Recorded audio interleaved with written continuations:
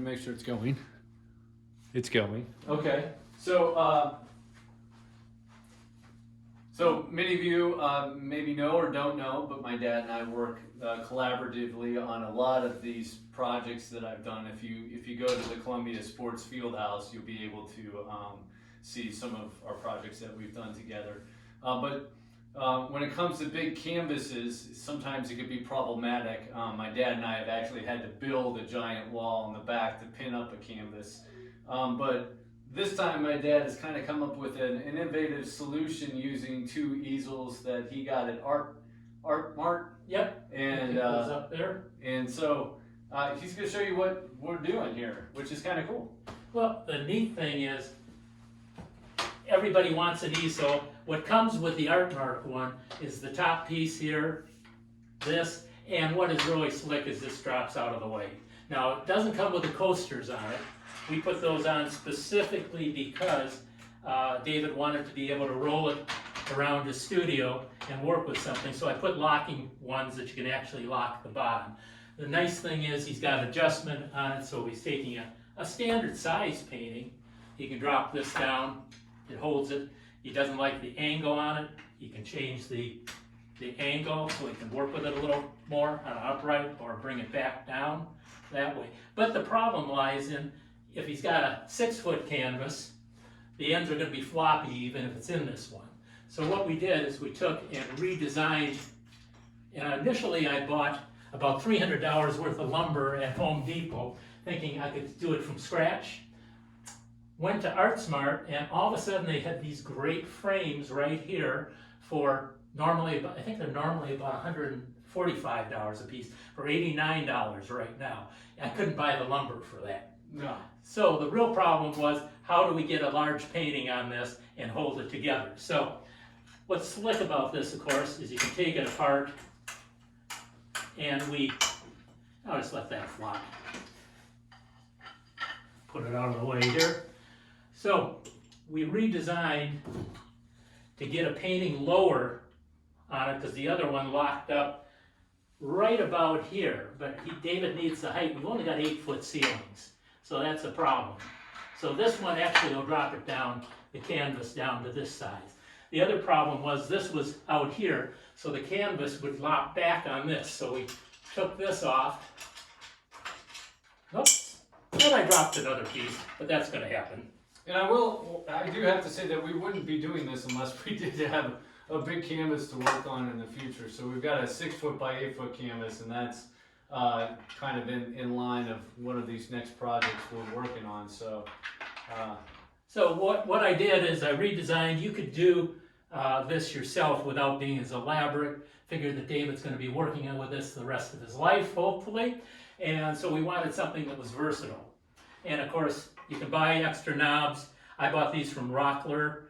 They are a woodworking shop in St. Louis, but you can order those also online.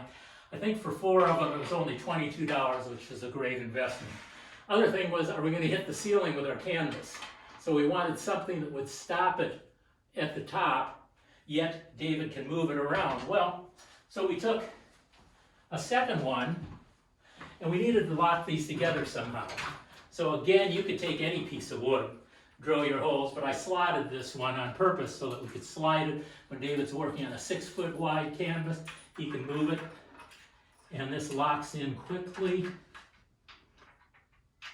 And again, with these little swivels, you can lock it as tight as you want. And all of a sudden, we've got two easels that are locked together. I already have this one set up with this on it. It also came with the other 2 pieces.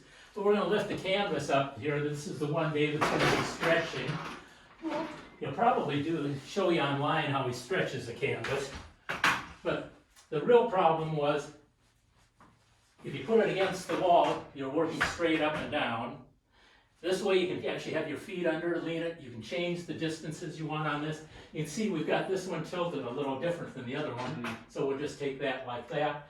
And then when David wants to make a change in it, the real problem in the past was moving it up and down was a problem. So with this one, you can reach behind, lift, and you want to do that side, David? Sure. you can bring this up to the top of the, are we at the top? I think so. Okay, and you can lock it in place. This one will also drop down a little bit and lock it in place like that. So all of a sudden, we've solved the problem of the canvas and flexibility with that. So once this canvas is totally stretched, it's going to be a solid canvas from that standpoint. And he can actually slide and move these back and forth to get the distances that he wants. He can also move it out because in his studio, if you lift it up there, Dave. Sure. In his studio, Got a little ceiling with that one. yeah, he can move it back and forth, find the area you want. And of course, the nice thing about these easels is he can use one at a time. That's exactly right. And No, so this it's is nice great. that So way. this is kind of the bonus of having John Spear as your father, is having somebody that can engineer you a nice big easel. And just for the record, let me show you my old easel. This is this came from the Alleyway Studios, and you can see right there along the edge is my proof of it's being used. And so for this one, I had all of these notches, and then if I want to move this up, I got to pull this notch and clip into this one. And originally this piece was 10 feet tall, so it could handle a big canvas, and then I put a larger bar on the bottom if it was a longer 8-foot painting or something like that. But this is a much easier and cleaner and mobile way to work on a big painting. So thank you, Dad. You are welcome. All right, that's this.